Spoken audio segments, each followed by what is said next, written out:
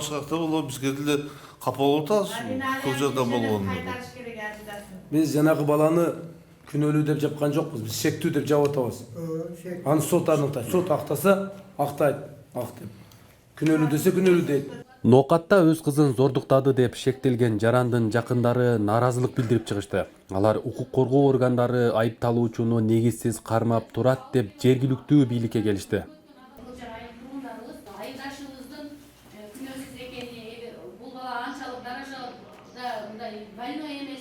Жаман бала эмес, жала болуп атат да ушу күндөрчү. Анан кийин бунун эмелерин дагы абласына эмеге которгула деп атат, бул качып кетет дегендей мындай бул баланын аркасынан аябай жаман сөздөр айтылып атат да. Анан эми анчалык даражага чейин эмес, өзүнүн кызына бул нерсени кылбайт, ал балачы. Соттун чечими менен бир айга камалган. Камоочу бизде райондо ондой изолятор жок. Ошон үчүн бул жерде областта карап аткан нерсе эмес. Жөн Ош областында, Ош шаарында камалган болот.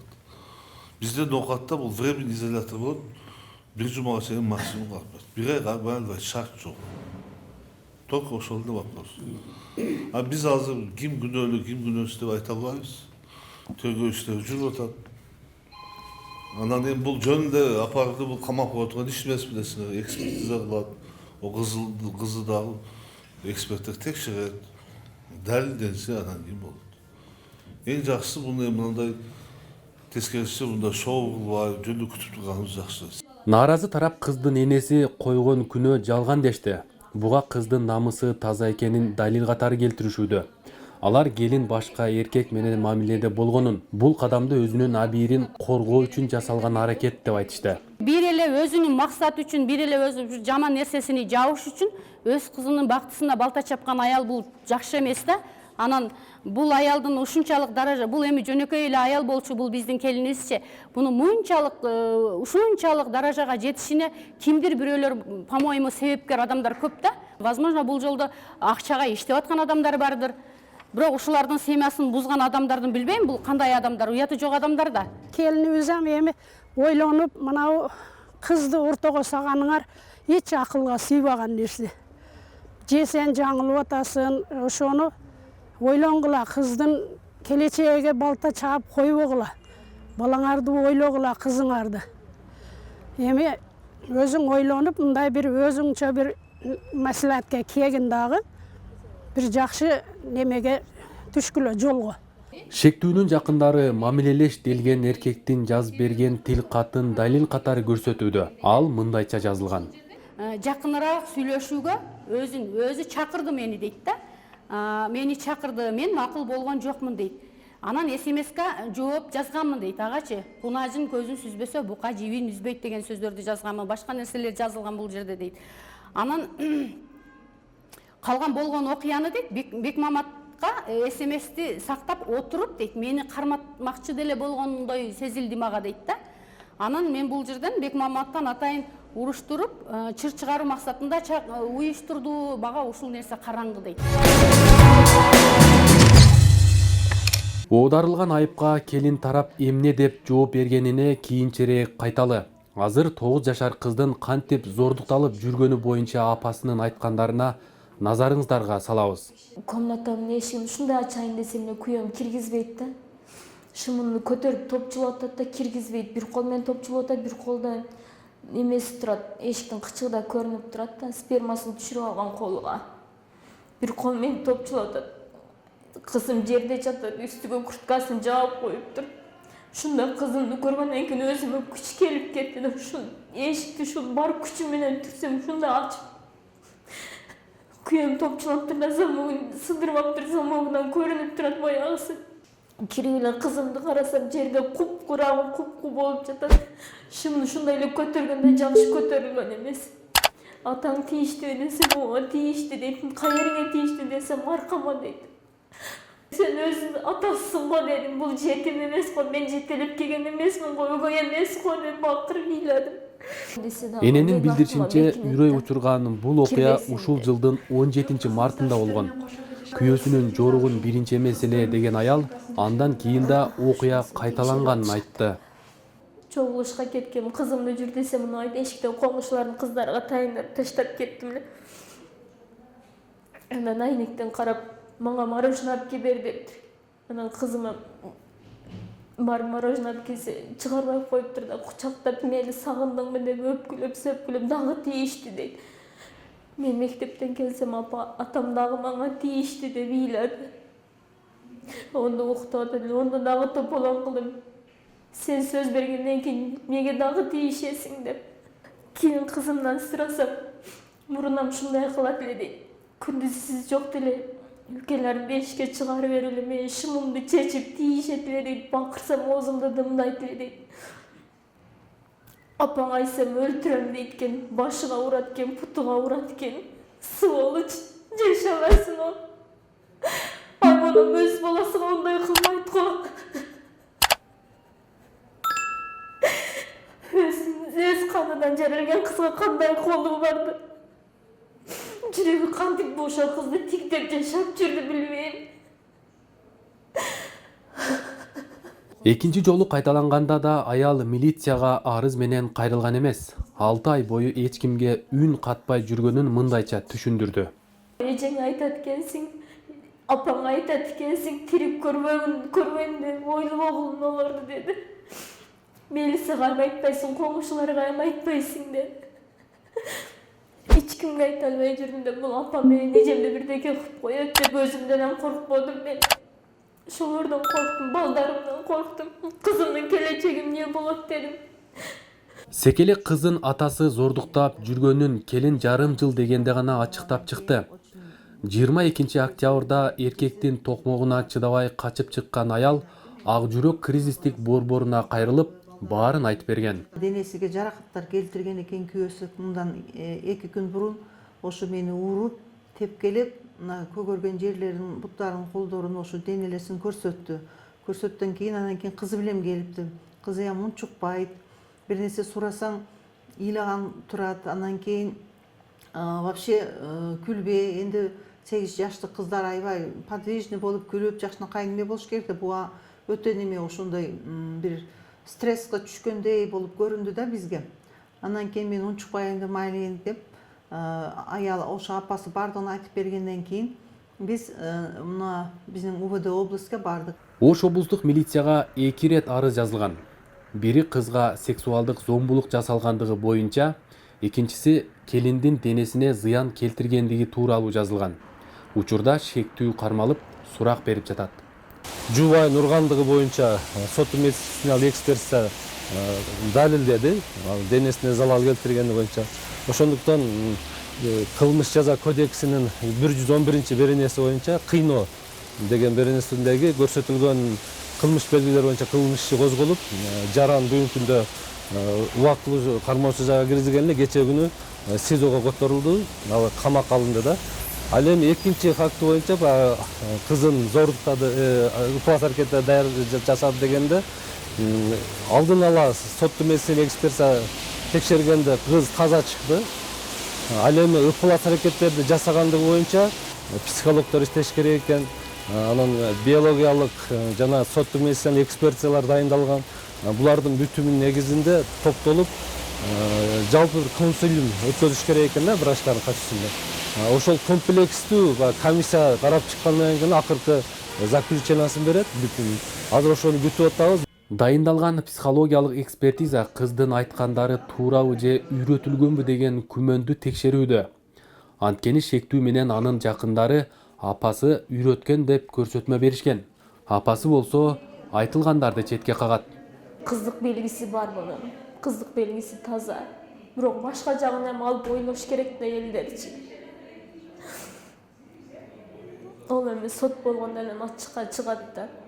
Бирок врачтар деле жалганды жазып бербейт го. Мен өзүм көзүм менен көргөзүм, мына кызыңды кара деди. Сволочь. Ошондо врачтар сизге заключение жазып берип атабы? Эмне деген заключение жазып берип атат? Заключение хирургтар жөн жазып берди, ушундай болуптур деди. Кыздын эмелерин жазып беришти буяка суд экспертизага. Суд экспертизадан анан заключение чыгарып беришти. Кызды 3 жерге текшерди. Действительно биринчи хирургка баргандан кийин, биринчи травматологко травматолог ошо жерде 3 хирург караган кызды. Кызда айткан, действительно трещинелери бар деп айткан.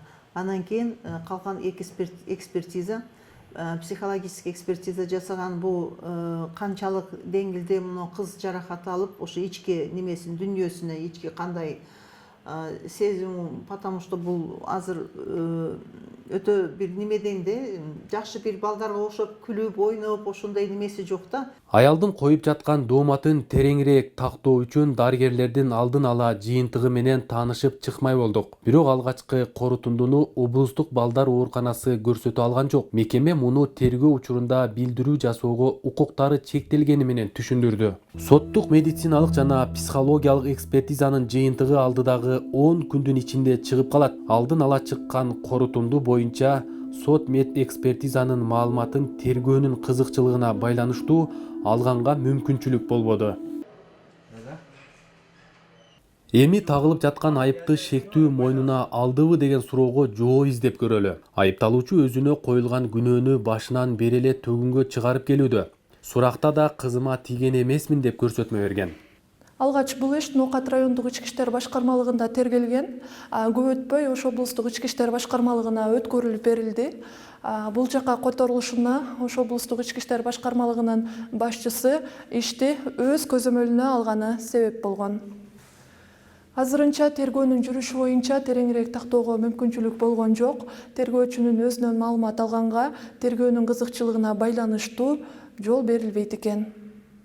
Доогер тарапта арыз жазганда иш облуста каралсын деген өтүнүч келтиришкен. Буга айыпталуучу тарап арызды кайтарып алууга аракеттениши мүмкүн деген чоочулоо себеп болгон. Сурандык, что Ноокатта тергөө жүргүзүш болбойт деп. Эмнеге дегенде ол ошо күйөөсүн бир туугандары почти 11 тууган экен да, 9 олар 10 тууган, бир туугандар экен. Ар жерден бул аялга тоскулдук болот да. Мага звонок кылышты. Үйдү саңа өткөзүп беребиз, арызыңды ал деп. Мен как вещь катары булар менин кызымдын тагдыры менен ойношуп атат да. Мага үйдүн кереги жок, башкандан кереги жок, мага кызымдын келечеги керек. Кайын журту айтылгандарды четке кагып, келинди жала жабууга айыптап келишүүдө. Келин тарап болсо, көңүлдөш деген сөз ойдон чыгарылганын, сексуалдык зомбулукту кайын журту жубайлар чырдашканга чейин эле билишкенин айтты. Endi ober aytkan işlemişsiniz da. Yok, sizge aytkandı geliniңiz ушундай болуп атат. Сүйлөшүп коюңуз деген үчүнбү? Endi ober aytkan işlemişsiniz da. Ол кишини тааныймын. Компьютерде иштейт, анан биз турган жерге үй деле жаккан. Анын баары деле тааныйт, бирок чырдын немеси буга эч алакасы жок. Көңүлдөш дегени жалган бул. Чоң эле киши мен кантип көңүлдөш болайын? Балдарым келечегин ойлойм, мен балдарым деп жашап жүргөнүмдөн кийин. Сүйлөшүп коюңуз деген. Айбан дагы баласына коргойт го, Айбан. Эми азыр кызын ушундай турмушунун немеседен ушундай болгонудан кызын ортого коюп атат деген сөздөрдү эми чыгарышыптыр. Эми эл озук электир. Бирок билбейм, өгөй эне дагы мындай кылбайт. Өгөй эне дагы ол өгөй кызды ушундай немеге апарбайт да. Адамды адам дейин, Айбан дагы өзүнүн баласын коргойт го. Жубайларды тааныгандар болсо, экөөнө тең коюлуп жаткан дооматка ишенбей турушат. Келинди токтоо мүнөз эле дешсе, күйөөсүн эч кимге зыяны жок киши болчу дешүүдө. Онда ишке бара турган адамдын крышасы 150% жок болуш керек. Бул балада 200% нормальный крыша иштей турган бала. Бизге кайта совет берет, көп нерселерге мындай сурай турган нерсе. Жаш катары көп нерселерди неме кылат. Азыр мен лично оюм 100% ишенбейм. Бу жерде какой-то бир нерсе бар. Буларга бир советчик болуп, булардын турмушун буза турган бир адам бар. Менин оюм. Муну аныкташ керек, текшериш керек. Кече экөө урушуптур дегенден бир 2 күндө алдыңдагы эле чогуп отурганбыз. Аяли өзү бардыгыбыз балдар, достор чогулуп билле отурганбыз. Көп билле эле жүргөн, эч качан ондой немесини эчиткен эмеспиз. Бир айда эле иштедим да, мына контейнерди арендага алып, коңшу болуп. Анан эртең менен келгенде салам дашканды билебиз, бала чакасы менен ушул жерде эле кирип чыгып жүрүшчү. Спокойно келин эле, томпой эле мындай өтүп ачып, мына жаап эле кетчү. Жарасын деген оюм бар, анан үйүбүздө дагы той топой жакшылыктар болсо дагы ушу анар деп анарды баардыгыбыз эле жакшы көрөт эдик. Анан кече жакында эле бир 12 алсын отурушубуз бар. Отурушта дагы айкуллук болсун, анар бул тилла алыпсың десем, кайныңыз алып берди 16 миңге деп анан бул интернетте кеткен бүт жалалар жалган. Баса, шектүүнү жактап сүйлөгөндөр боюнча да бир жагдайды айта кетпесек болбойт. Келин тараптын билдиришине караганда айыпталуучунун жакындары тааныш билиштерине жолугуп, кол топтоп жүрөт. Мен мантип элди чакырып алып, элдерди газелге салып алып акарып, азыр мисалы үчүн менчисине ийиси, ошол баланын менчисине ийиси, үйүнө жакшы деп айтып коюңуздарчы, мен акамды жакшы деп айтып коюңуздар деп кол топтоп жүрөт экен. Бул эми шайлоо эмес да. Мен көзүм менен көргөн жокмун, бирок адамдар айтат экен, бир элди мисалы үчүн бул айыл деген айыл жеринде ким не болуп атат, бирине бири ушакчы деп коет, ушакчыларга окшогон адамдар жеткирип турат да. А бирок газель менен барыптыр дегенди дагы ошол элдер топтолуп турган жеринен өзүбүздүн туугандар көрүптүр. Жок, анда бирөө келип бул келин жөнүндө мындай маалымат дегенде эч ким болбоду. Мындай кылып сүйлөп бер же мактап бер же жамандап бер дегенде адам болбоду. Жок, бизге такыр эч ким келген жок. Мен айттым го, азыр биринчи жолу силер келип атасыңар. Ошол. Анан дагы бир сөз бар да, кошуналары дагы көпчүлүк бекиштен коркот. Ошон үчүн жашырып айтпайт. Жок, коркуп эмне, ол бекиш жаш бала болсо бизге. Жок. Эки тараптын кайсы бири чындыкты айтып жатканы ийгиликтөө иштери жыйынтыкталганда гана белгилүү болот. Эгер бул окуялар болбогондо үй бүлө тынч жашоо кечире бермек. Жубайлар 16 жыл чогуу жашап, 4 балалуу болушкан. Сексуалдык мүнөздөгү зомбулук жашы жетелектердин психологиясына абдан кооптуу. Өспүрүм депрессияга кабылып, суицидке чейин барышы ыктымал. Жашы жетелектердин психикасына таасир эте турган зомбулуктун 4 түрү аныкталган. Сексуалдык зомбулук, физикалык зордук зомбулук, психологиялык зомбулук, балдардын керектөөлөрүн тоготпостук. Эл аралык практикада дагы бир зомбулук бар. Ал балдардын эмгегинен пайдалануу. Жогорудагылардын ичинен сексуалдык зомбулук эң оору деп эсептелет. Зомбулуктун бул түрүнө кабылган балдардын 10%дан 28%на чейини гана психикалык жабыркоодон чыга алат. Психологдордун айтымында сексуалдык зомбулук өспүрүм кезде катталса өтө татаал өтөт. Көпчүлүгүндө депрессиядан кийин психикалык оорулар башталып кетет. Зомбулукка кабылган балдарды жүрүм-турумунда өтө тынчсыздануу, агрессивный болуп калышат балдар, анан түнт болуп калышат, өзүнө берилип кетет да, өзүнүн ичине кирип кетишет. Ошондой көрүнүштөрдө белгилер менен байкалат. Зомбулукка кабылган балдар кандай болот? Балдар өтө жакшы, өздөрүн жакшы сезип алып жүрүшөт. Өздөрүнү жогору баалай турган балдар болот. Зордук зомбулукка кабылган балдар өзүн өтө төмөн баалайт да, эч кимге керексиздей сезип калышат да балдар өзүн. Ноокатта катталган педофилия фактысы быйылкы жылдын эсебинен Ош облусунда биринчиси. Башкы прокуратуранын маалыматы боюнча, былтыр өлкө аймагы боюнча 150дөн ашык мындай мүнөздөгү кылмыш иши катталган.